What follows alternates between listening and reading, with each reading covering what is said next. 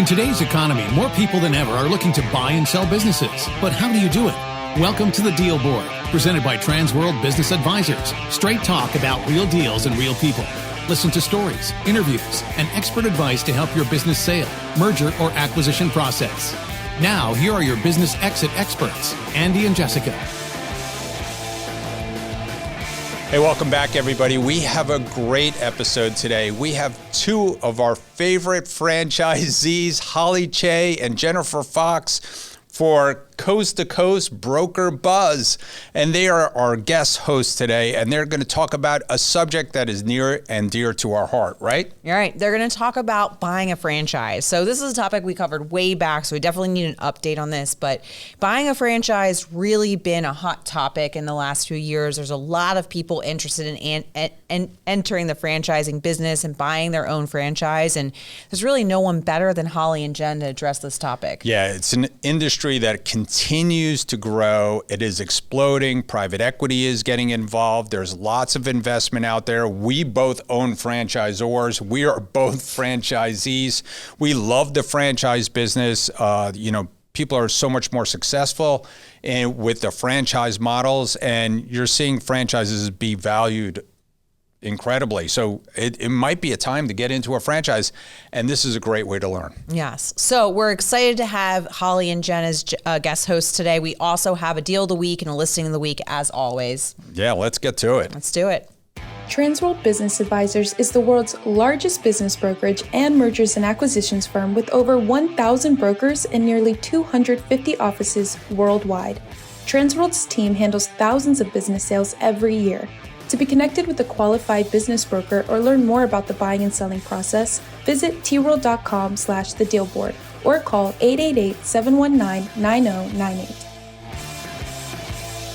I'm Jennifer Fox with Transworld Business Advisors of Boston. And I'm Hollie Choe from Transworld Business Advisors of Oregon Central and LA Metro. And you also might have seen us with Coast to Coast Broker Buzz. But today we're on the deal board, and we're going to talk about why buying a franchise is a popular path for entrepreneurs. And this is such a great topic for us to talk about because Hollie and I are both entrepreneurs and franchisees ourselves, and we are very passionate about this topic. We are going to define what a franchise is. We're going to discuss why this is a great model.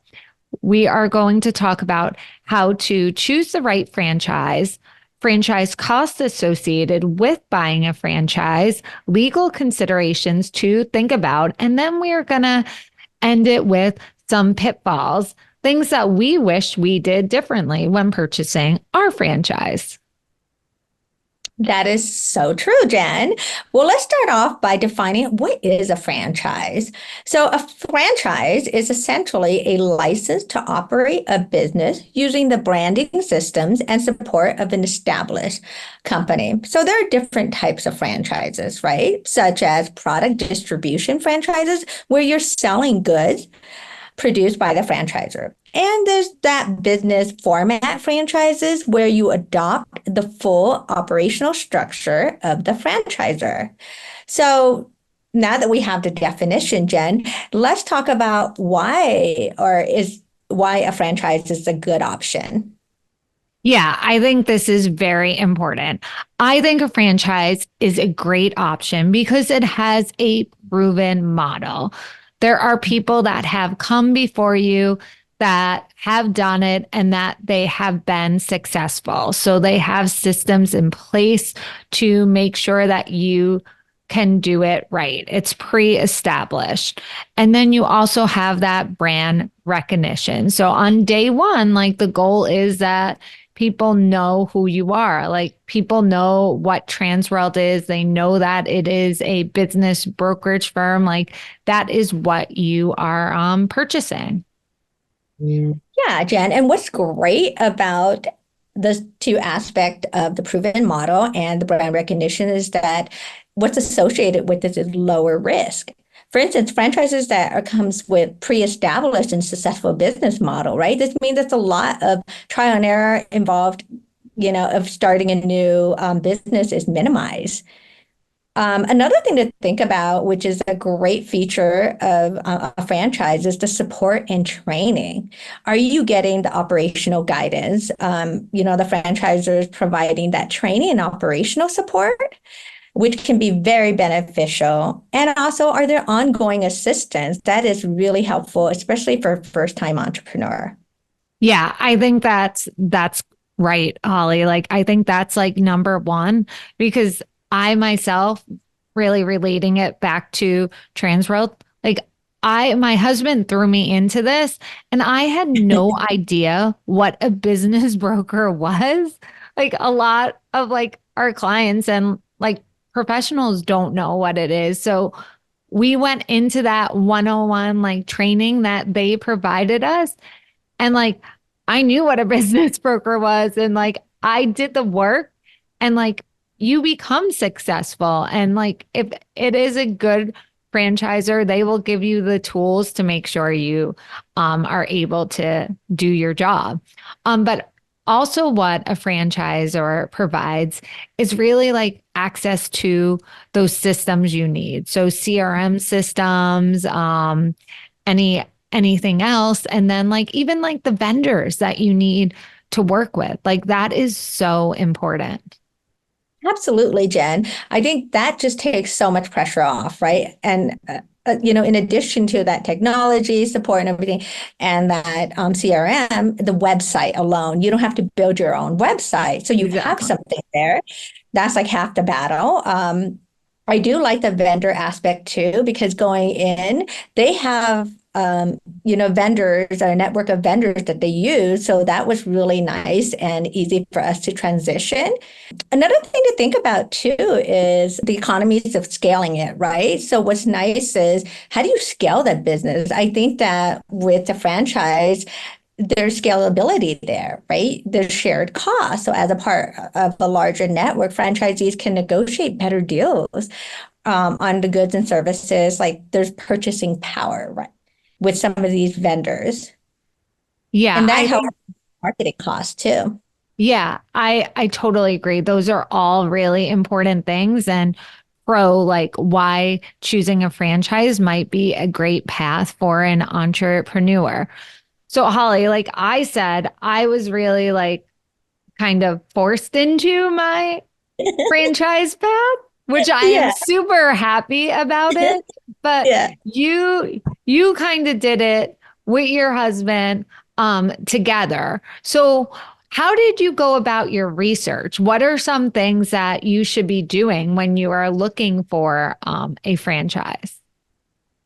I think that's a great question, Jen, because for me, I felt like it's really important to do your homework, right? To understand the franchise you're buying.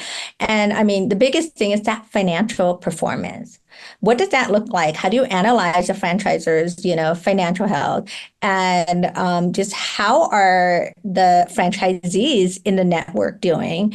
And what we did was we were able to connect with established franchisees and understand how they're doing, what their numbers look like, what's their profitability, and what's the revenue. So that really helped us get an idea of what we can look for with financial performance. Yeah. And it's also important too. You can also look at like whether it's a business brokerage firm or a home care. There's so many different home care franchises out. It's good to look at like how many franchisees they have. Like, do they have 10, 50, 100, 200? Because it gives you an idea of like how well they're doing as well. Like, do you want to be in a really established franchisor system, or do you want to kind of be a first mover? Like, for example, like I kind of was in the beginning, like kind of that scary path, which has its pros and cons. And you were in the middle when you joined Transworld. Right now we have 250 offices, so we're very established, but it depends, like they're at different paths depending on when you join. So it's really important to look at the numbers and what you want out of the system. Yeah, and I think it's important too to understand, who your competitors are, right, in that industry. So, are there other competitors? For instance, like with us, are there other business brokerages there? And what does that look like? I think with us, there was another established franchisee, which was nice because we were able to rely on that support and we were able to help each other. So that was a great aspect as well. Yeah, and you should look at the other franchise ors out there that are your competitors and talk to them too and see what they have and what is different before you really sign on the dotted line with the franchise that you ultimately decide to.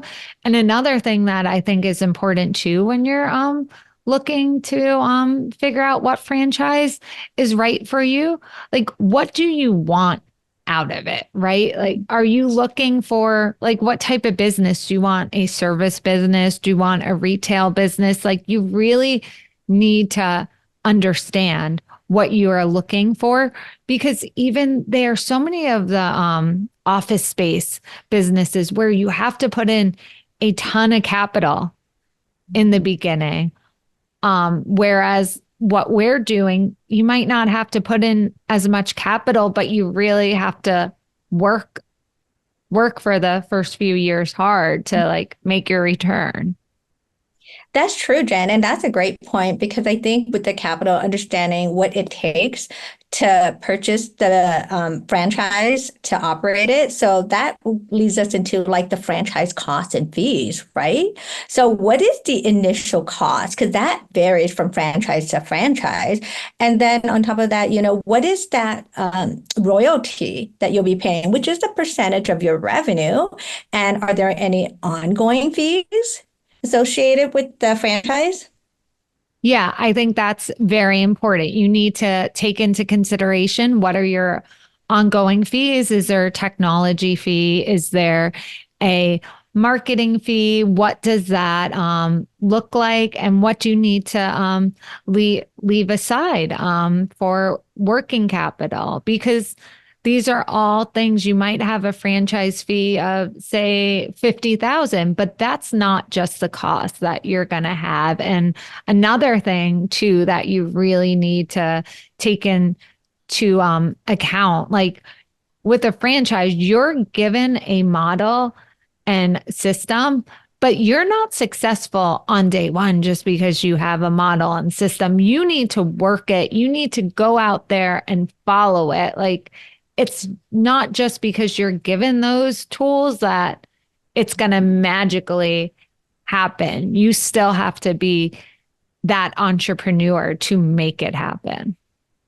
That is so true, Jen. It takes me to the other topic of how much, time will you be putting in addition to the how the money or compensation, but how much time will you invest into your business, right? Will you be working it full time? Will you be more absentee? Because that makes a difference to the success of your franchise as well. Yeah, that's very true. And goes back to when you're doing your research, because there are some franchise systems that they do recommend that you bring on a manager on day one so you can be a little more absentee and you don't have to be there every day. But, you got to go all in if you want to make it. Yep, it's like what they say, right? You get what you put in. Yeah, exactly. And that like kind of always leads me to like my favorite like question. Like, what would you have done differently? Like when purchasing a franchise, like the pitfalls, like, or is there anything that you would have done differently, Holly? I think for me is I definitely would have looked more at what the cost was, because we underestimated the cost. So, like what we were saying, in addition to the initial cost, but what is the operational cost, like the location setup, inventory, if there is any inventory or staff training, do you need to set up an office? So that was one of our pitfall, was underestimating the cost of the ongoing operational Yeah. cost. Yeah, I kind of agree with that as well. Like we did not take into consideration all the additional expenses. And we just figured, we could just, pay the franchise fee. And that was all of our expenses. And I was naive in the point that we did not need any additional money. And I personally was not in the business at the time. And I was like to my husband, this is all you get. You get nothing else. And you're going to run this business. But if we could have done it all over, I would have agreed to getting a SBA loan. Especially back then, the rates were much lower than they are now. But even if they weren't, it just makes sense because you have that additional working capital. You need to go all in. That's another thing we would have done. We would have went all in on day one. We weren't all in. We would have went all in, got an SBA loan, and full out spent additional money on marketing and just full out like killed it rather than wait 2 years to realize that you really have to work it. Like you have the systems, but if you're not working it, you're not going to be successful. Yeah, I think that's key. Just understanding the expenses and how to allocate them appropriately. Yeah. And then I think one other thing I think we would have done as well, because we tell our clients to do this and we didn't. We just thought we were smarter. And you hear this from some of your buyers and sellers. You don't need an attorney. We don't need to review this.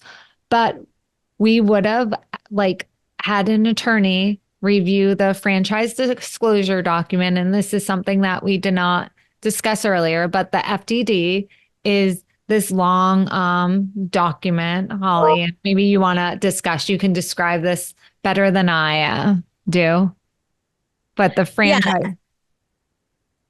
The franchise disclosure document, right? That is super important because it really contains everything about the franchise, right? From like the legal terms of the details of what type of territory is, what's the operational model, how long the franchise terms are. That's really important.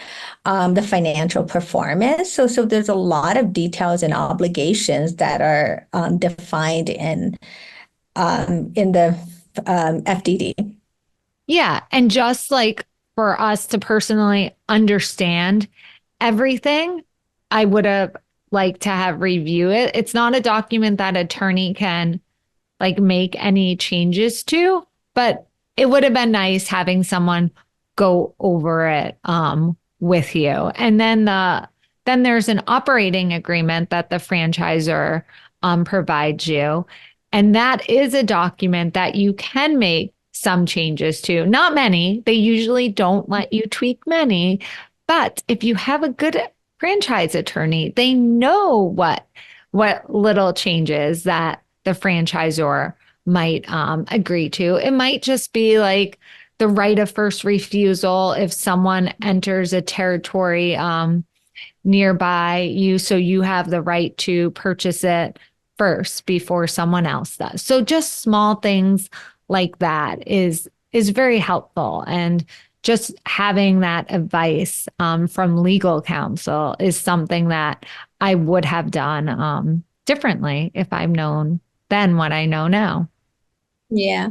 I think of the FDD, another way to think of it is the guidelines of the do's and don'ts of your franchise. Yeah, that's said very well. But overall, I love being part of a franchise. I love the system that we have. I love being part of, you have that corporate feel because you have corporate, you have training, conferences once a year, you have ongoing training, but you are still your own boss. And you still have the interactions between other franchisees and relationships, and you can have friendships. I would have never met Holly from Midwest, right? Midwest, am I right? Midwest? West Coast, for sure. West Coast. No, California is the West Coast. What? Oregon Central is the West Coast too. Oh, Yeah, I am not Oregon. good with geography, but I can sell businesses. Yeah, I value that Yeah. networking piece completely, Jen, honestly. And what I can appreciate about being part of a franchise too is, aside from what we've discussed, brand recognition, I really enjoyed the comprehensive training that really helped us prepare to be who we are and run our business the way we do. And also what I like is the ongoing innovation, right? When there's new products or services, so it helps us stay competitive.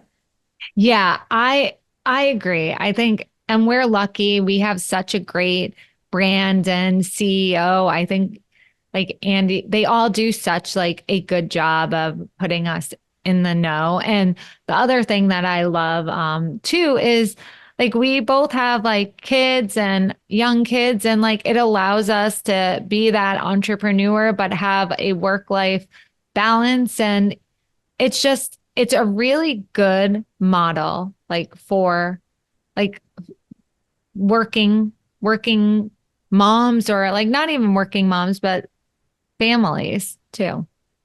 Yeah, that flexibility is important. But for us, franchising was definitely a great option. So it's something to explore if you're a new entrepreneur looking to see if you want to buy an established business, start a new business, or franchising. Yeah, so I hope that you learned a lot about why this is a popular path for entrepreneurs. And I hope you enjoyed listening to Jen and Holly from Coast to Coast Broker Buzz on the deal board today. Hey, Jessica, you know what time it is? Money time? Almost. It's time for listing of the week. Hi there. I'm Jonathan Cheung from Transworld Business Advisors of North San Gabriel Valley, Beach Cities, and Torrance in Los Angeles County. I'm here today to share a couple of deals of Code Ninja's franchises. My business partner, Calvin Tampopolin, and I, in addition to running Transworld and Exit Factor locations, also own 2 Code Ninja centers in Orange County. Code Ninjas is the world's largest STEM for Kids franchise with over 300 locations in the US, Canada, and UK. Code Ninjas teaches kids 5 to 14 years old coding through a video game-based curriculum. Kids learn coding by building their own video games. Our core program is divided into white belt to black belt, similar to karate and taekwondo. Kids love this as they learn progressively more complex coding concepts as they belt up. We also offer summer camps, winter camps, such as Roblox, Minecraft, robotics, and 3D printing, a variety of workshops, parents' night out events, and birthday parties. Each Code Ninjas franchisee operates a physical center at a retail location and is able to offer classes in schools and community centers as well. I'm excited to share that we recently helped a fellow Code Ninjas franchisee secure a purchase agreement for 2 of his centers in LA County. This was an interesting case as we went to market with just 1 of his centers, and within 2 months signed a purchase agreement for his first center with a ROFR right of first refusal to sell his second center to the buyer. As the buyer went through due diligence, he decided that he preferred to buy both centers directly. 3 weeks later, we have a purchase agreement signed for both centers. Code Ninjas is a great business with a rewarding mission. My why to open a Code Ninja Center is to expose STEM to young kids so that they can decide what they want to study in college based on their passion and interests, rather than intimidation of fields they're not familiar with. For me personally, I'm a first-gen college grad in my family and was not exposed to STEM until college. Calvin and I are grateful to impact hundreds of kids each year with our centers. We also will have 2 other Code Ninja centers listing for sale very soon here in LA, Los Angeles County. So please reach out if you're interested in this franchise. My cell is 626-864-3369, 626-864-3369. And my email is jcheung@tworld.com. Thank you very much.